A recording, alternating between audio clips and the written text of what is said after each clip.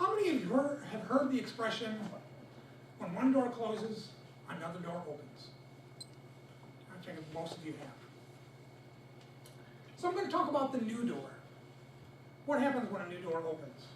What do you do? Well, to understand some of that, the first thing you have to realize is understand why the door closed. What happened when the door closed? Career change, life change, got divorced, got married, had a child.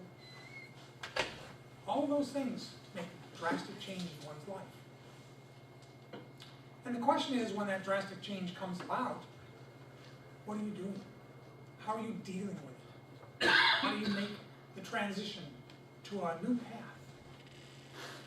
You kind of look at it like foraging through a jungle and creating this path and clearing the way with your machete, working away at getting on this new path, and exploring the new path. And sometimes as you're going through this path, all of a sudden, a tree. I can't continue, I have to change paths. I have to divert just a little bit. And that can happen to you in life. You know, on your new path and you realize, oh, I'm going in this direction and I want to do this, but I have to do a couple of these other things first to get there. It's called the steps it takes to get to where you want to go. So for myself, I've had a lot of transitions in life. I've been fortunate to have a lot of different careers and jobs and things, so I've had great experiences.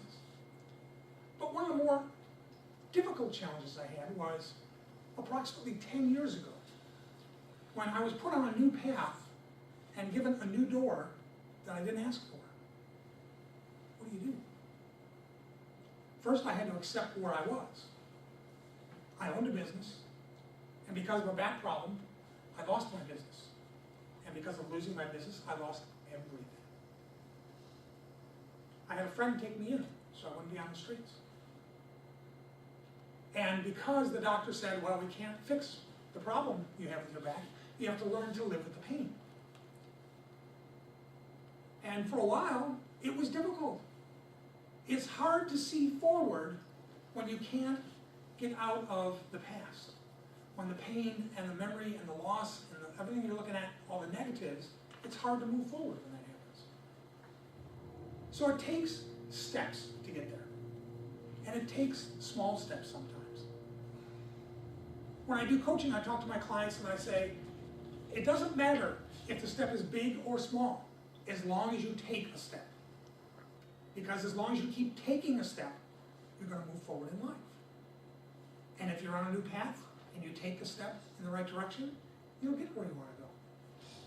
And that's what's important, is taking the steps. For me, it's been technically 10 years since that happened. And I'm just now, let's say, coming into the clearing of where I've been heading.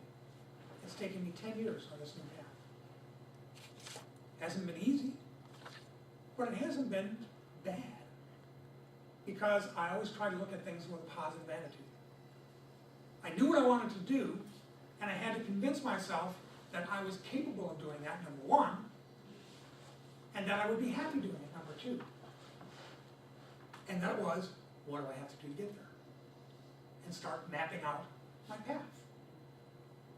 Now in doing that, I realized that some of the stuff that I had to do wasn't going to be a 2-week fix. Well, I just do this for 2 weeks and learn this little thing. I needed to go back to college. So right there, 4 years. I had to understand that I had to sit tight for 4 years to get to the goal that I wanted, because I needed that degree to go the path that I wanted to go. And now I'm at the end of those 4 years. And I'm happy with the decision that I made. And I'm happy that I'm going through this new door, because it is leading me to a place where I am very happy to go. So I look at people and I try and talk with people and ask them, where are you going? What is your path? Why are you here? We're all here for a reason. We all have talents. Are we using our talents to our best ability? And are we happy doing what we're doing? Because that's the key. Being happy with what you're doing. And I try and do that by sharing with other people. One of the things that I love doing is teaching people. So now I'm doing seminars. help people not just by telling them what to do, but getting them to think for themselves and see the opportunities that they have. Teaching them to look inside, because the answers are all inside of them. I don't have the answers for them. Nobody has the answers for them.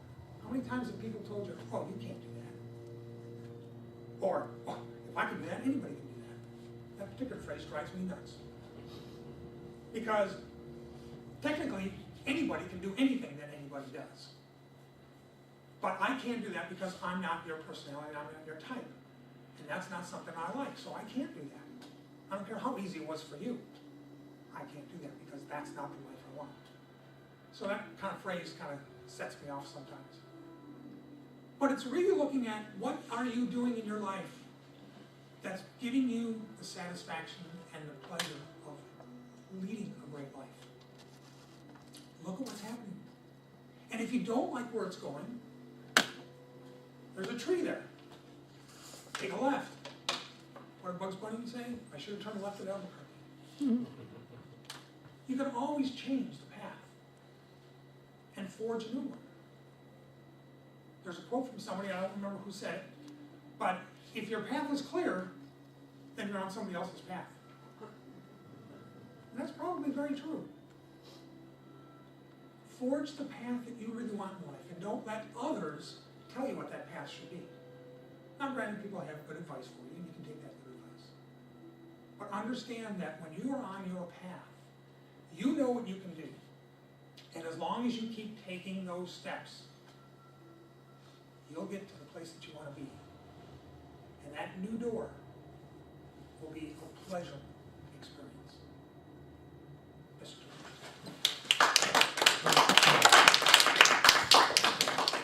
Thank you, Greg.